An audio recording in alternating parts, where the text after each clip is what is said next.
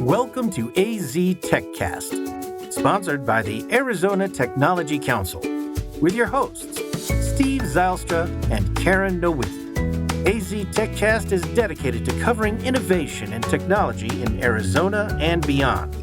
Broadcasted monthly, AZ TechCast invites leading experts to have real conversations about what is happening in the tech sector across the state of Arizona. From regional news to innovative startups, companies, and emerging technologies, AZ TechCast covers the critical issues and economic trends propelling the state's growing tech ecosystem.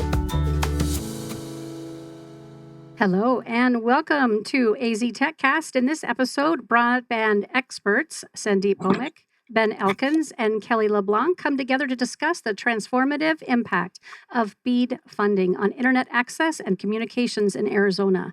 They'll explore how this funding is reshaping the digital landscape, the challenges and opportunities it presents, and how it compares to past programs.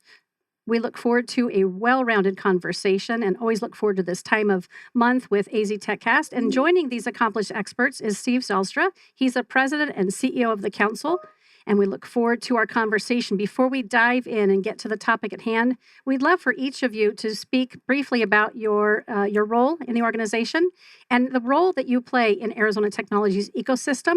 And I'm hoping Steve will start for us. Sounds good. Thank you, Karen, and thank you to the guests. It's great to see all three of you. I'm Steve Zylstra, President and CEO of the Arizona Technology Council and the SciTech Institute.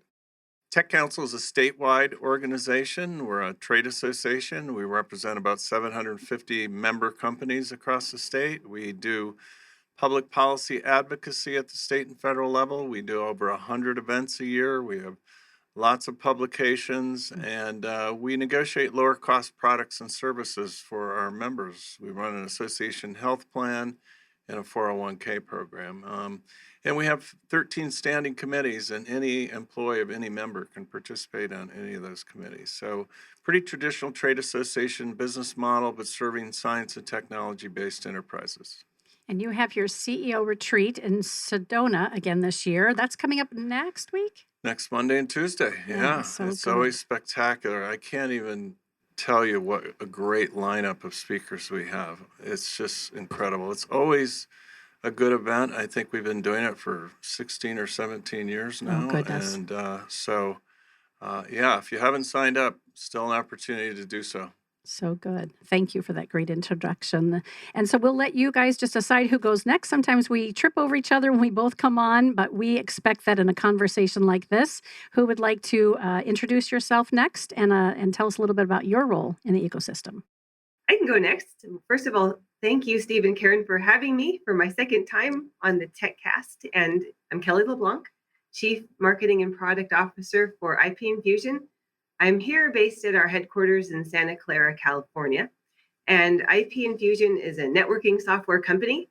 What we're bringing to the table is that we provide open networking solutions, which gives users an alternative to traditional hardware solutions so that we can help the community get up and running and lighting up communities faster. Great. My name's Ben Elkins. I'm the CEO of AirBeam. AirBeam's a fixed wireless and fiber to the home provider here in Arizona City, Arizona. We've, for the last 20 years, done a really nice job of providing internet to the rural parts of Arizona. And we've also done fiber to the home and to the parts of of our state that really need it the most. We've also now been more in an urban sense. We broke into Mesa, Arizona as well. So we're making our footprint all throughout the state of Arizona. I'm also the CEO of Utah Broadband as well. But that doesn't have a lot of relativeness for today's show. But we're a part of the Boston Omaha broadband of companies. And we have 4 ISPs throughout the U.S. We have Utah Broadband, AirBeam, InfoWest out of St. George, Utah, and FiberFast Homes, which is a nationwide provider of fiber to the home. Great. Sandip. Karen, thank you so much for having me today. And Steve, it's always great to have meaningful discussion with you. My name is Sandip Bhowmick. I am the State Broadband Director and Vice President of Infrastructure here at Arizona Commerce Authority. Arizona Commerce Authority housed the State Broadband Office for Arizona. So by legislation in 2019, where Steve played a vital role. The state broadband office was housed here in Arizona Commerce Authority, currently responsible for overseeing the BEAD program, which is close to $1 billion program, a digital equity program, which is also a $16 million separate program on top of BEAD, and administering the $100 million capital funding project grant. Along with that, our office is currently working with Department of Transportation, managed middle mile network, which was almost a $250 million investment on I-17, I-19, and I-40 East. That's a benchmark project we always are very proud of, and a state-owned asset. My background, graduated from Wichita State University in 2014 in electrical and telecommunication engineering, both master's and bachelor's. Started working in Silicon Valley, started working in telecommunication software company, hardware company, you name it, all aspect of telecommunication. Joined in U.S. military in 2016, U.S. Army Reserve, retired April this year. Retirement that's not the right word, but closed the contract. So I'm a civilian now, so worked out pretty good for me. I learned a lot. And again, looking forward to have a great conversation with both Ben and Kelly. We mentioned in the intro that we were going to talk about BEAD funding, and maybe we can go around the room and can each of you explain what BEAD funding is and what's the acronym stand for?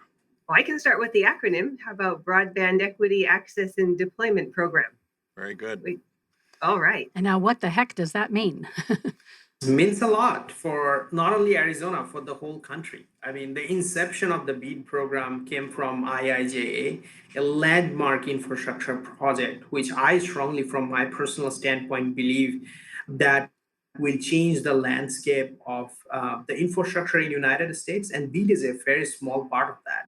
Not very small, it's relatively really big for any broadband infrastructure investment happening in the United States. So BEAD allocated $42.8 billion, close to $43 billion for all 50 states and 6 US territories. This money was allocated based on unserved and underserved household here in every state. Arizona was able to provide a notification and a list of 320,000 households to FCC. Based on that, Arizona received $993 million in BEAD funding. The target is to bridge the digital divide, and that to 100%. That means every household needs to be connected with high-speed broadband. So that's what we are working on, and all other 50 states and 6 US territories. And by the way, for our audience sake, let's not use acronyms unless we describe what they mean first. So IIJA is the bipartisan infrastructure package. And so anything you want to add to that, Ben? Obviously, I'm not going to be as eloquent as Sandip on BEAD, but I will say this, that I think in a smaller scale, in a simpler scale, what it does is it allows folks in rural America that have been forgotten about because ISPs didn't have the finances to go out there and service some of these communities because it didn't make dollars and cents. What BEAD's going to allow that to happen is those folks are going to get really world-class internet for the first time in their lives. And at the end of the day, that's going to help out not only the communities, but from a medical perspective, from a school perspective, to a work and quality of life perspective. So it's a real game changer for a lot of reasons. And every state, like Sandip said, is allocated a certain amount of money. Here in Arizona, we were very, very fortunate to have someone like Sandip leading the charge, who did an outstanding job of almost getting $1 billion, which is incredible for the state of Arizona. And that's really, Sandip's too modest. He led that charge and led that efforts. And because of his leadership, Arizona's positioned itself really, really well to not only provide high-speed internet to every single resident in the state, but it's going to happen and it's going to be implemented well because of him. How do each of your individual organizations fit into the BEAD program? Kelly, why don't we start with you? Yes, so IP Infusion, as a networking software company, our big contribution is to provide an open networking alternative for organizations who would like to have an alternative to the traditional vendors, for example, for reasons of cost or flexibility or overall freedom.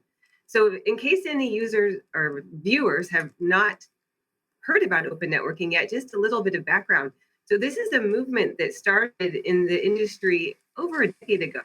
And it's really about separating your software from your hardware to give freedom of choice and flexibility of deployment. And one of the things that's been really interesting for the BEAD community when the funding was being administered and the organizations were receiving it, oftentimes supply chain was an issue. So how to get the product as fast as possible to light up the communities and make sure everyone has the internet access they deserve. And so when you separate the hardware from the software, you have a choice of software, a choice of hardware, opening up your supply chain to not only get the technology you need to set up your access points faster, but also at a really good price, because with more competition, you're able to lower the prices as well. And Sandip, you're managing this program on behalf of the state. You talked about some of the things you've been doing. You identified all the households that will need internet access. What other aspects of BEAD are you engaged and involved in? The BEAD, before even we access the BEAD funding, we have to complete a slew of requirements. I mean, Steve, you are aware that we published a 5-year action plan, which was the baseline for BEAD funding last year. Then we published initial proposal volume 1 and 2. I want to give a huge kudos to Steve here. We really needed a partner who can participate into the challenge process, because state was not able to, we as an office was not able to collect the speed test data communities have taken, and that we are talking about 370,000 speed test challenges.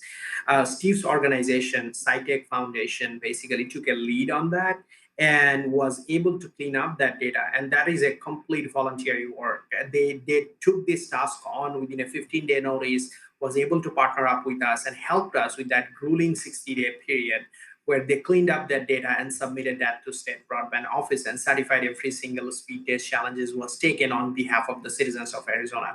So thank you, Steve. Really appreciate and cannot deny your contribution, not only from a mentorship standpoint, but also from an active role in BEAD funding, what you have done for the citizens of Arizona. So really a huge applaud and thank you so much for that contribution. I always say that that the Arizona Commerce Authority is one of our most important strategic partners. And so we always come through for each other, and we're happy to do that. Thank you. So we closed the challenge process. And Steve, the biggest job ahead in front of us is to distribute that money. It is very important. We have $1 billion. There are a lot of unserved and underserved area. Creating expectation for the community is also important. We understand everyone wants fiber, and I'm sure Ben would agree with me on that. But there are places, even though there is significant amount of dollar available, doesn't make sense to deploy fiber because management for the ISP to maintain that network would be really exorbitant. So, making that expectation that, okay, this community will get fiber. These households are really far from each other, so will not get fiber. There will be an alternative technology. Working with ISPs, working with folks like Ben, CEO, and letting them make the business decision, letting them know our expectation, working with the vendors like equipment vendors and software providers like IP Infusion, Kelly. And this group, it's very important because there is a Buy America compliance, the BABA compliance in there too. So we need to make sure the equipments are assembled and manufactured here in the United States, along with the software security and everything. Thus, there is a cybersecurity piece of that. So it is very important to bring all the stakeholders together before we open up the procurement. And we got only one shot to open up the subgrantee selection process, make sure that every single household is covered, and ISPs are bidding on this thing. ISPs are the main driver of this whole project going forward. If there is no interest in a project area and that area is unserved, we have to go back to the drawing table. So a significant amount of work will happen in next 1 year. We are currently awaiting on volume 2 approval. The moment volume 2 gets approved, we are in a short clock of 365 days to finish all the subgrantee selection process, accept these, evaluate these, complete negotiation, run 2 rounds of application, and then staple that with the final proposal and send it to NTIA. So there's a daunting task coming ahead of us. Really looking forward to that. Ben, that seems like a good entree to describe AirBeam's role in BEAD. Yeah, no, for sure. I like to piggyback on what Sandip was saying. For us, We look at it as not only a great opportunity, but kind of something that we feel like it's kind of a badge of honor. We've always served rural Arizona, and now we get an opportunity to actually go into our marketplace and provide them even better internet than we already have. And it hit some of the areas that it just honestly wasn't affordable, like Sandip was talking about, to provide, fiber or high-speed fixed wireless or whatever mechanism to get that bandwidth to the home. And, there are Arizona is a big state, and there are lots of areas where it just kind of like Sandeep was talking about, it's not affordability that makes sense to lay fiber down a mile road to hit one home. So there's going to be some opportunities to actually serve those folks in a cost-effective manner too, but still be able to provide the goods and services. I think another thing about BEAD that is super important is, from an ISP perspective, is not just throwing darts at a board, being really strategic on what areas fit your company. And not every area fits your company. And I don't know every company really looks at it that way. You need to get to know the communities. I've taken the time personally to go meet the towns, the mayors, the folks in the town to find out which counties and communities are the best fit for AirBeam. It's not one size fits all. And there are certain communities that fit us better than others. So I think taking your time going through that is very beneficial. And you can really narrow it down and find what's a perfect marriage for your company and that community to serve. And Ben, did you say you were in Arizona City? Yes, sir. That we fibered up Arizona City, the entire town of that, and actually our headquarters is there, and we've laid fiber pretty much in every city in Pinal County, actually. So to give folks a feel for how rural that is, I happen to be driving by. It's halfway between Phoenix and Tucson. So I wanted to know more about it, and it only has 5,600 permanent residents. Swells a little bit in the winter, get some winter visitors, but this is small town Arizona we're talking about, and that's really what this program serves. It's a great example again of what Ben said in our opening conversation around the care that internet can provide, medical care and education, access to anything that they need. And when they are denied that same privilege, really, and there's that digital divide, it's amazing that we continue to have to solve those problems. I know this is not a question on kind of the ones that we had talked about pre-show, but Sandip, you said something, and this is really a question for everything, but you got me thinking, when we're looking at a 20-year project or 20-year funding, and we know technology happens and changes so rapidly and so quickly, I'll call it a contingency plan for lack of a better word, but how do you anticipate keeping up with, the technology, all of you for that matter? And I might take us in a different, Steve might throw darts at me if I take us in a completely different direction, but as just a general layperson, I'm curious with things changing so quickly, how do you all plan for that? That's a great question, Karen, I would say. And let me tell you that we really thought it through, especially if you look at the 50 initial proposal volume 2, which actually outlines the scoring criteria for BEAD program here in Arizona. You will see we are proud to say that it's Arizona 1 was the most advanced and ruling one at the same time. I think Ben will be able to echo that, and Kelly will be able to echo that as well.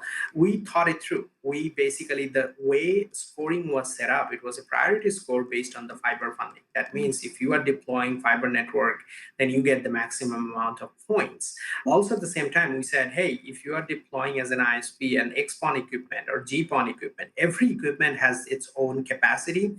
So we are asking ISPs to deploy top of the market XGPON equipment, which can deliver 10 gig symmetrical speed to the household, which is technically not a need at this point. The maximum you can find in the market right now is 2 gig. 1 gig is very common. Google Fiber is delivering 3 gig or 5 gig in some markets.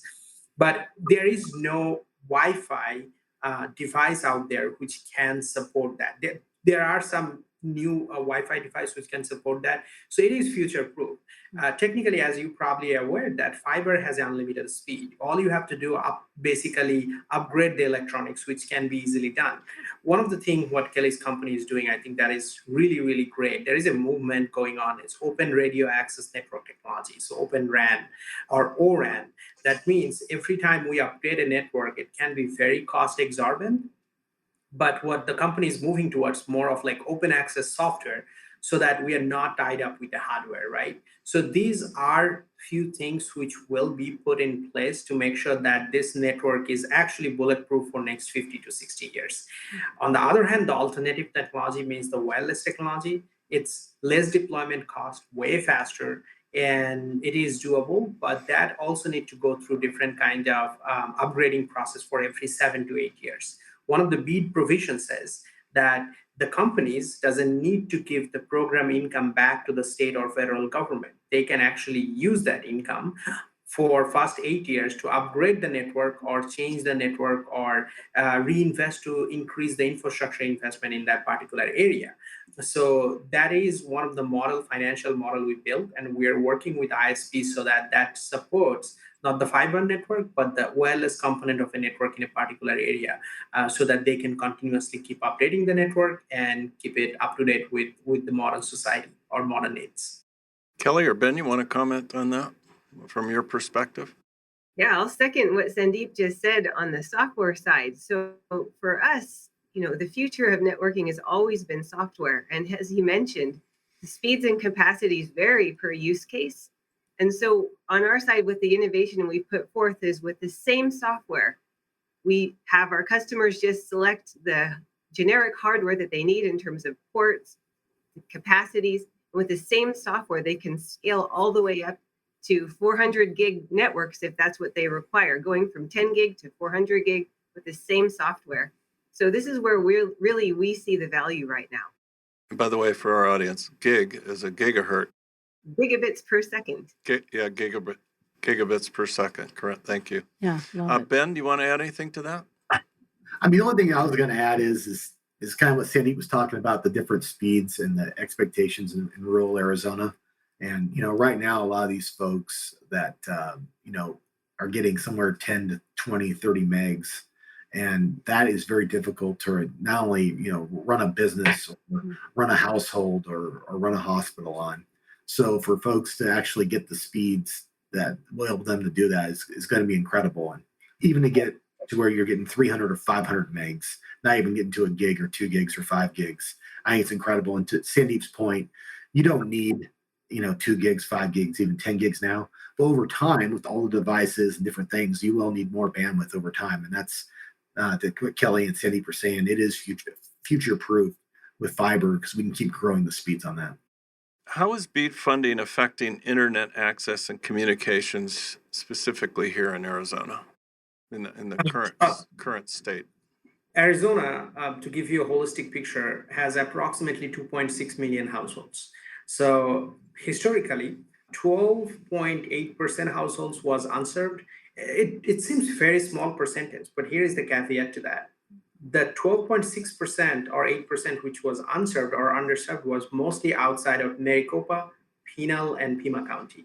So 80% of the population lives in these 3 counties, and other counties are mostly unserved and underserved and never had high-speed broadband connectivity in those areas. And those are the high-cost areas. Those are the hard-to-reach areas. So when we are done with the BEAD funding or BEAD infrastructure deployment, the 320,000 households across all 15 counties, Arizona will gain universal coverage when it comes to internet connectivity. That's a huge, huge thing for a state. And I'm sure that's going to be same for any other states or US territories. That gives folks to remain where they are, work from there, live there, basically participate into the modern society and have the equal opportunity of folks or citizens who are living here in Maricopa, Pinal, and Pima County. So that's basically equality for all, right? Like what our governor says, that like equal opportunity for every Arizonans, right? So that's what we are trying to create here by end of 2030. Ben, you're on the ground here in Arizona. Anything to add to that? The only thing I would say is that there is a lot of business in the small business sector that has been craving for this, and especially one near to my heart is the snowbird sector of the state. And you're talking modular homes, you're talking RV parks, you're talking hotels, and a lot of the folks, because of affordability, have to go to some of these communities that are not in Scottsdale, Arizona, or not in Phoenix, Arizona. They're going out into the Pinal counties or the Coconino counties or or wherever, right? And when those folks do come to visit, they're getting very, very low or substandard speeds. So a lot of these folks who do work from home or work remote are now forced to leave the state, which you're losing state revenue, you're losing all kinds of benefits that the state could have, and it's a trickle down effect. So I think this will be a huge benefit for us on the small business and resort business of the state as well. That's a good point. There's social impacts that will come from this funding, right? People now will be able to work from virtually anywhere in the state that they want to work from, where that hasn't been the case in the past, given the slow speeds makes it difficult. So, important social impacts, a lot of them actually. I'd love to touch on that too, just to tag off what Ben said, talking about our seniors and that they're spreading out further and further for affordability. We've had so many shows here over the last 7 years around businesses and rural communities. And I think Sandip kind of touched on this. Folks don't necessarily want to leave their communities. Those are their homes. That's their community, their family, generation after generation. And so sometimes I feel like we get a little tunnel vision or narrow-minded in our big business in the greater Phoenix area or just big metropolitan areas where we think, well, why wouldn't you want to come and be part of what we're doing? Because we don't understand really the legacy that they have there. So it's critical that we're creating this opportunity so that it's obviously for everyone statewide for generations to come. Karen, I think it's your turn. It's my turn. I was hoping you were going to go with the next one. Let's see. Have we already talked about, I apologize if we did, how BEAD funding relates to past programs? Have we touched on that enough? What do you mean? No, we haven't. Okay. Are you ready to, Ben and Sandip and Kelly? Well, we are. I think from our standpoint, it's significantly different. So this is my fourth federal program I'm working on. Since 2016, I'm working on the federal program side, either from the industry side, either directly from the state government. The reason BEAD is significantly different, because normally what happens historically, and a federal agency will get the money, they will distribute the money that can directly go to the ISP, Internet Service Provider. I can use RDOF as an example, or that can go to the state and a state can sub-grant that money, which can be US Treasury grant, capital funding project, our $100 million grant, what we distributed. Both of them are great model. The reason BEAD is different, this time federal government said, hey, here is your allocation. However, you're not spending a single dime without going through the whole process. Normally, we get the money, we run the process. There are requirements around workforce and labor. Those get monitored as we go along in the process. This is the first time in the history where BEAD program said you have to hit this milestone before even you access the dollars. So that is very important to understand. That's why we submitted 5-year action plan, initial proposal volume 1 and 2. We ran a successful challenge process. And now we're opening up the sub-grantee selection process. All these proposals will be evaluated by US Department of Commerce and TIA before even we sign a contract with them. So everything has definition before even we start distributing these dollars. Mm-hmm.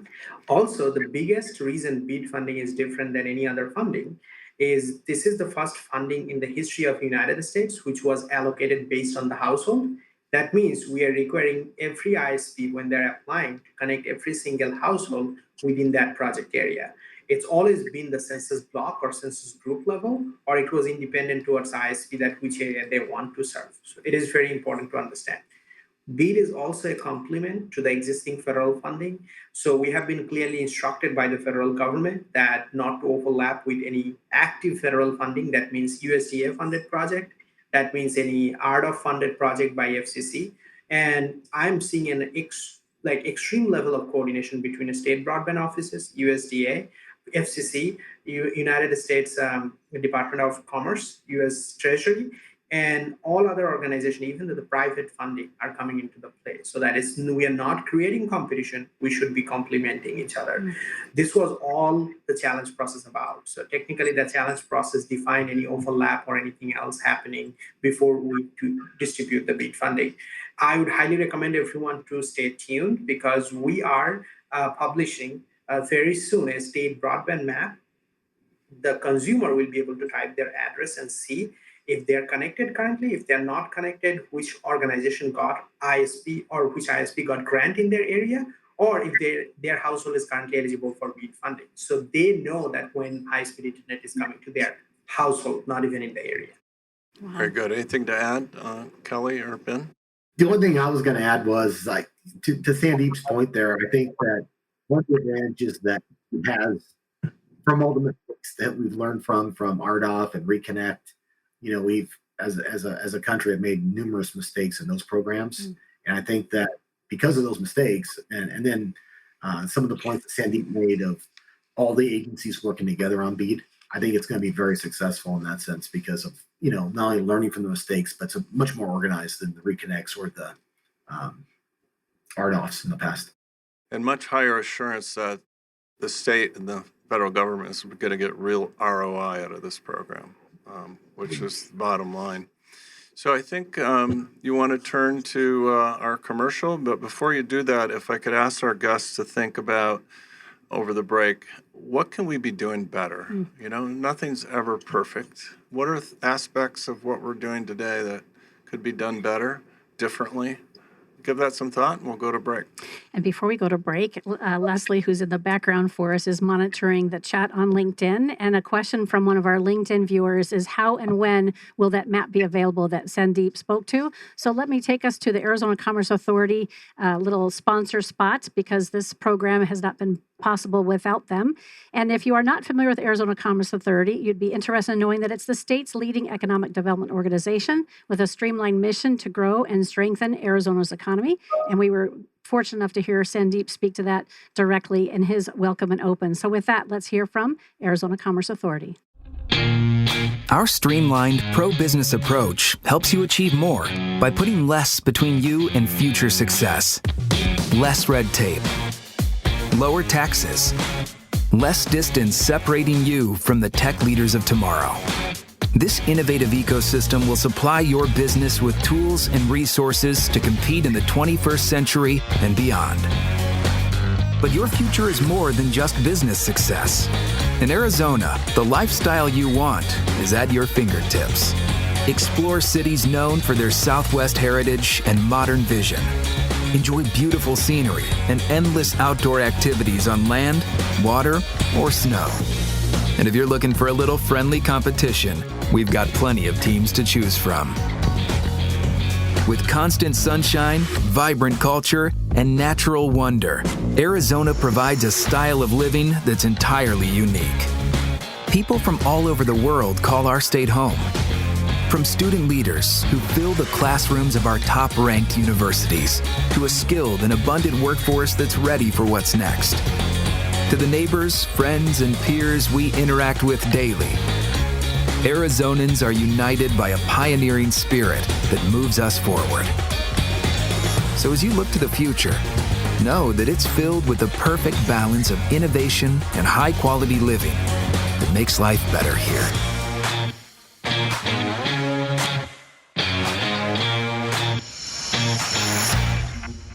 Sandip, can you address our LinkedIn viewers' question around when that map will be available? We are currently working internally on the map. It's tentative to go live online probably end of September or end of October.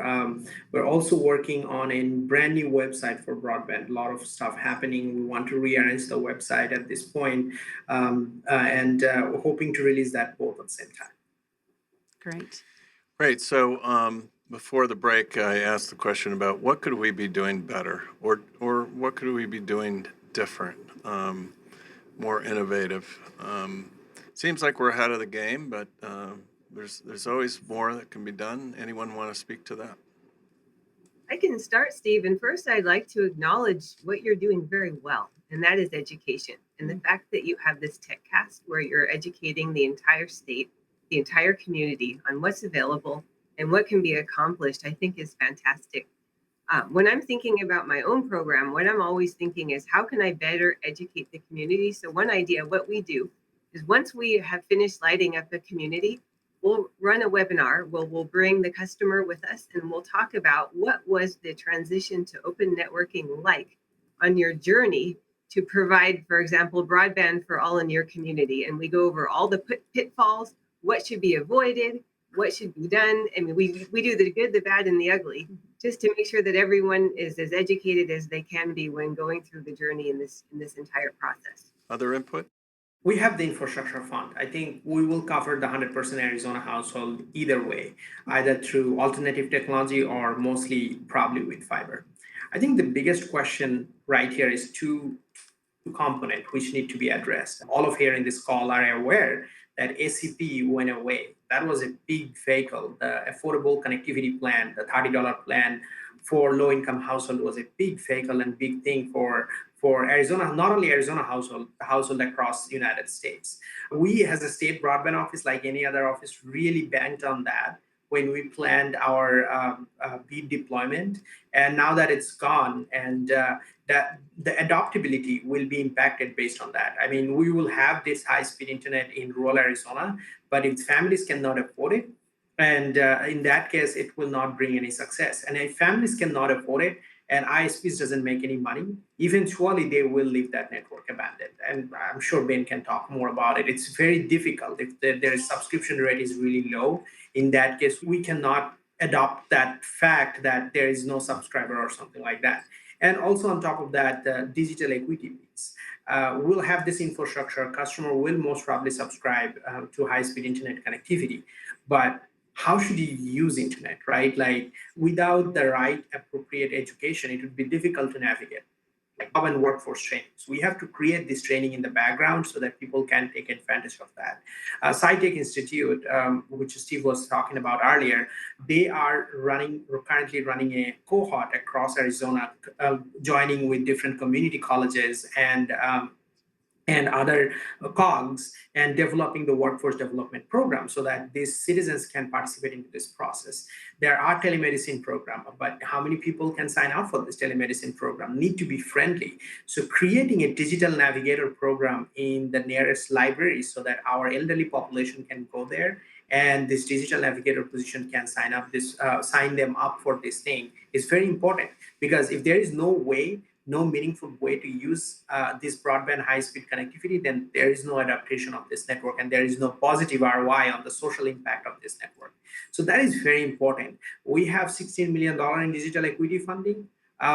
We will start with this thing, but more need to happen in a private space from ISP side. I know this is an uncharted territory for them. This is a new thing for them, but we are basically requesting them to expand their footprint in the digital equity side and provide the customer with the digital knowledge how to participate in this society in recent days. So those are the discussions to have. Sandip, we all learned all too well during COVID the impact that this all had on students when they were no longer able to go to school. Either they didn't have the hardware at home or they didn't have the internet accessibility. So a very large portion of our student population were unable to learn during that time period. So on that first point, have you collected any data yet to determine what percentage of our population, once they have access, won't be able to afford paying for internet access? So there is a study done by Benton Institute, the nonprofit organization, and Pew did few research study as well.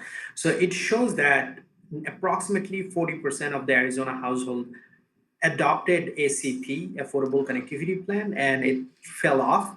So on top of my head, I would say those are the household probably most going to be getting impacted. Steve, we have a provision in BEAD plan. It says that the BEAD funding, if the ISPs are receiving BEAD funding, they have to offer a low-cost affordability plan. We initially benchmarked that plan on $30 based on the location, geography, and everything. It can be somewhere between $30 to $40.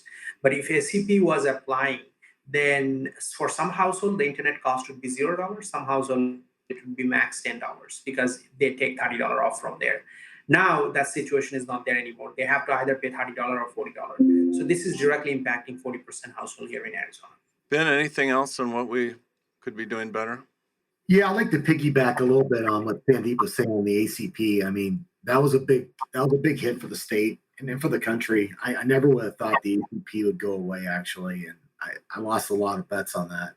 That being said, when you're looking at communities, and kind of what Sandeep was talking about too, picking the right community for the right ISP, because there is a marketing aspect to it as well. You really have to engross yourself in that community, because you could pick somewhere and let's say you're going into town A, but town A is very rural and remote. You got to get out there and meet the folks and educate them on what fiber internet is. A lot of these folks are not aware of what fiber can even do for them. And then, you have X amount of time to deploy that. So you really have to get to where you can get a certain return for it to make sense for the ISP, and still have to make it affordable for the community as well. That's why the ACP program was such a valuable tool. We're still running a ACP-like program at Airbeam and Utah Broadband for our customers, because we think it's vitally important. That being said, a lot of these ISPs are backed by private equity. And I'll walk a fine line with the private equity folks, but they're expecting a certain return, and they may not have the community's interest at heart. So it's a real fine line of servicing the community, taking care of the community, and then obviously serving your shareholders at a private equity. And luckily for us at Boston Mobile, we don't have to worry about that. But I know a lot of folks do, and it's a real dicey situation for the folks that need this the most, and the underserved that Sandeep was talking about. Well, thanks to all of you for your thoughtful responses on that. We all have to come together as a community to solve some of these issues. So, Kelly, I want to turn to you next. What solutions can open networking provide for internet access and communications? Yes, so I can answer from a networking software provider perspective, an entire portfolio. So, for example, we deliver an access router for mobile access, fixed wireless access, cable access. So customers can take the software that they need and deploy it on their choice of hardware to bring those solutions up really quickly to provide access to the community. We have also an aggregation router, which provides the middle mile services. So to make sure that the connectivity can happen along the middle mile as well. So it's an entire portfolio. Open networking gives a very interesting proposition, because you can take the software and hardware that you need in weeks versus months, or sometimes even years, depending on how long the line is to get what you require. So one of the things we bring to bear is an entire portfolio in a shortened amount of time. And then, of course, the flexibility through cost and choice as well. I think you've kind of alluded to some of the answer for this next question. What should customers look for when evaluating open networking solutions as an alternative to traditional networking solutions? Again, from a naive perspective, who is the customer? Is it the homeowner? Is it the municipality? Who is it? Well, so from our software provider side, our customers is the service provider and the ISP, who of course has their customer, who of course would be the businesses and the residential. So when we are talking to our ISP and service provider customers, we always say, look for a mature solution, because many of these companies have been using traditional products for a very long time. So you want to pick a mature piece of software. You also want to make sure it's easy to use. So many of these customers have been using, for example, Cisco for many years. Companies like IP Infusion use an industry standard command line interface. So the transition from a Cisco product, for example, to an open networking solution will be very easy. You don't need to train your staff. They already know how to use it. Also, we provide graphical user interface for just point and click. So doing all those things to make things easy, and then as well as providing 24/7 support. Because if there's one thing that we know when we're providing broadband access, it needs to be always on. We always like to bring these conversations back to our audience by asking for good examples, use cases, success stories, big wins. Could each of you sort of speak to some really great examples of how all of this is having an impact in the real world? Well, I can start again. One of the things that we like to do here at IP Infusion is announce our wins. So in fact, since our last time that we were together on the TechCast, we have announced publicly over 12 press releases that show that we've been able to provide the broadband access for our customers, and it has been successful. So, everywhere, one of our most recent wins came out of the California region, the UK region. We have done multiple coming out of Middle America all the way to the East Coast. And so we've been announcing these and showing, okay, these customers have decided to go with open networking. What was the experience? And not only that, once it's happened, we do put them on this webinar that I was talking about so that they can go over in detail the use case and the deployment. This week, we're actually at also the Fiber Connect conference in Nashville, where we are delivering these use cases to the public of mostly ISPs and service providers there as well to tell the different stories. So it's really service providers and ISPs of all sizes who have decided to take this transition to open networking. Would you say that this is a significant trend, and what percentage of the market, if you know, has moved in this direction? I would say it is a growing trend. I like to share this story because this trend really started to take force during the pandemic. During this time, many companies and users needed access and they couldn't get it because the equipment simply was not available. So having a choice of hardware, a diversified supply chain was allowing us to get the equipment into the hands of our customers faster. So while we are still in the 1% scenarios in the market, I would say to take even 1% of a hundreds of $billion market is a pretty big achievement. Yeah. That it has really been growing largely thanks to being able to manage the supply chain for the last 4 years. Ben, success stories? Yeah, absolutely. I would think from an Airbeam or even a Boston Omaha perspective, one thing that we really pride ourselves on is our customers truly are an extension of ourselves. Our customers know us. I think that separates us from our competition. We go the extra mile that they are different. They're not just an account number. There are a lot of the larger companies, and I would consider us a small to medium-sized ISP. Every single customer is valued to us. We don't ever want to lose a customer. We strategically go into certain areas of rural Arizona and rural America, for that matter, throughout the states that we're in. And that when we deploy, they're an extension of us. We become an extension of that community. And I think that's really differentiates ourselves in the way we go about it. We use our own technicians, our own construction teams. I'm the CEO. I'm out there shaking hands and kissing babies and the whole stick. And it means something. It means something to our communities in rural Arizona. And it really does mean something to the folks in Utah too, that I think that they know me, they know our company, and they know Boston Omaha as a brand now. So it really differentiates us from the other competition. I think that's a big success story, the way we engage with our customers. Thank you, Ben. Sandip? For us, it's the citizens of Arizona, right? So we recently, actually 2 years ago, invested $100 million in capital funding project. So a lot of those projects are coming online right now. You probably saw a recent video of governor in Navajo County opening up the Navajo County Middle Mile Network. So you will see a lot more of those. So it's a story for every single citizen, right? Someone will come to us and they will say, hey, because of this connectivity, I was able to call my grandchild in Washington, D.C. So that's a big thing. A military family can call their partners and have the video calls, even though staying in rural Arizona. So those are the big wins. I mean, it's for our elderly population, for our students, for every schools, library district.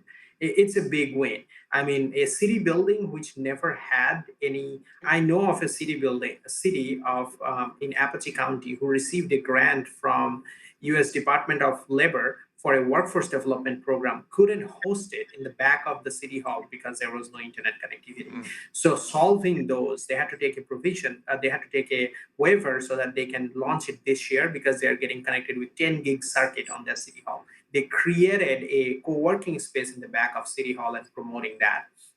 So these things are happening because of the broadband infrastructure. So it's a story of every single citizen. That's the most important part for me. And I think from my standpoint, as a human being who grew up in extreme poverty in a country and came here as an immigrant, That's a big thing for me. I think it's giving back to the country which adopted me, and that's the most important part for me from personal standpoint.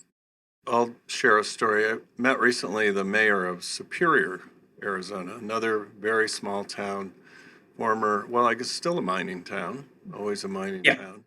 They've reacquired a school that had been sold to the private sector. One of the first things they're going to do is completely outfit it with the latest and greatest technology so that in the interim, as this plan rolls out over the state over time, community members will be able to come to this facility to get access anytime they need it. So communities are finding other innovative ways to provide access. As Sandip knows well, libraries across the state are one of the main areas where community members, particularly in rural Arizona, can come to get internet access. And they've been a leader for a long time in that. So that's where a lot of kids had to go during COVID in order to continue to learn and to study. Karen, you have another question? Sure. What challenges still exist then when it comes to connecting communities with internet access? We've touched on this, but let's highlight that. Where are some of the challenges still as we roll this out? I guess from an Airbnb perspective, the biggest challenge is sometimes is getting middle mile some of these communities and getting actual connectivity there. Some of these towns so far removed that it's very difficult and challenging, and the middle mile piece probably is the one thing that keeps me up late at night sometimes on how I'm going to get that and how am I going to get redundancy to that community as well. So it's one thing to get connectivity there, but then how do I get the redundancy? So when that monsoon comes down and destroys my infrastructure, how am I going to be able to have the redundancy there? That's probably in rural Arizona our biggest challenge. And then finding equipment that can withstand the heat too in some of these areas. That's another challenge that a lot of other states don't deal with that we do here in Arizona. There's only certain equipments and that work in our state. So you cannot put a microtik router in a lot of these areas. You need something like an IP fusion solution, for instance, right? Those would be the basic examples for me as far as the challenges that we have is the middle mile. Well, the whole world recently found out what happens when the internet goes down, right? And the dramatic impact on society, whether that's in a local community or across the country or across the world. We all depend on it every day. Other responses to Karen's question? We are seeing it in firsthand and expecting a slew of roadblocks coming ahead of us, right? It's not only about definitely echo what Ben said, the middle mile piece. I mean, BEAD funding will support some of the middle mile if there is no middle mile available, but that wouldn't, any federal funding doesn't support any redundancy. So ISPs has to create that by themselves.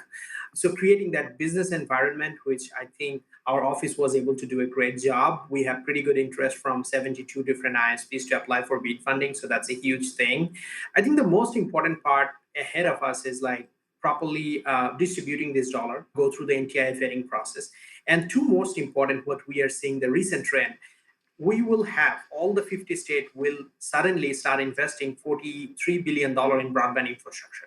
So we need a huge workforce. And that is a discussion as Steve and I always have, well, how exactly we can train these college graduate or community college graduate so that they can work in this industry. That's a huge thing. And just for our audience, IIJA is basically the parent of the BEAD funding, Infrastructure and Job Acts. So every infrastructure funding in the United States, including BEAD funding, is attached to a KPI called how many jobs you have created here in the state. Mm-hmm. So that metrics is very important for federal government to track so that we will be tracking. So creating local job, creating those individuals into the community and create a transition plan for them so that ISPs can hire them permanently when this infrastructure is done is very important. And of course, not to mention Arizona has a different terrain, different geography all across the state. Permitting is going to be a huge deal for the state of Arizona. So suddenly, all the state agencies, local government, we're going to get slammed with slew of permitting application from the ISP. Mm-hmm. So that need to be addressed as well. So we are addressing as we are going along in this process. Well, unfortunately, we've almost run out of time. I'd like to go to a final question. If each of you in 30 seconds or so can get out your crystal ball and predict what the environment's going to look like in the next 5 to 10 years as a result of the BEAD funding. Well, I can share what we would like to see. We want to see broadband for all. From a AirBeam perspective, Boston Omaha perspective, we're super excited about BEAD. We think that it's going to be a great thing for not only Arizona, for the whole country. I think that because of guys like Sandip, Arizona is positioned extremely well to take advantage of this. I don't think other states are as fortunate because they don't have a Sandip running the program. I think that if the state and government work together to select the right partners for the right communities, I think it's going to be a wildly successful program that's going to be different than the other programs that they've tried in the past. Thank you, Ben. I echo what Ben and Kelly just mentioned, and I would say that a company like AirBeam, who are agile when it comes to the solution and not sticking with just completely with fiber or completely with wireless, is the main success factor for state broadband offices. So really appreciate, Ben, your leadership and the thought process and the strategy you are bringing here in the state of Arizona. And from our perspective, definitely internet for all. But also at the same time, once the infrastructure fund goes out next year, I think it's folks like Steve, folks like our other state leaders, Arizona Tech Council, other nonprofits need to come together and work with the state broadband office to create that environment, create that workforce, create that program which will be implemented on top of this infrastructure is going to define the success factor for us, not only 5 years, 50 years going forward. Well, we'll be there to support you, Sandeep. Yeah. Karen, you want to Appreciate bring that, us home? Yes, we are grateful for your time and your expertise and even your projections, which were the crystal ball moment, and the enthusiasm around what you all are doing on behalf of Arizona and, of course, the connectivity and cleaning up that digital divide. Today's AZ TechCast was brought to you by Arizona Commerce Authority, the state's leading economic development organization with a streamlined mission to strengthen Arizona's economy. So again, we appreciate Arizona Commerce Authority. If you're interested in being a podcast participant or a sponsor for AZ Tech Council's AZ TechCast, then please contact marketing at aztechcouncil.org to learn more about the opportunities to further position you as a tech expert, influencer, or innovator. Until next time, I'm Karen Nowicki. Thanks again for listening. Thank you for joining us for this episode of AZ TechCast with Arizona Technology Council, featuring leading tech and business experts that help influence and shape our great state and the industries they serve.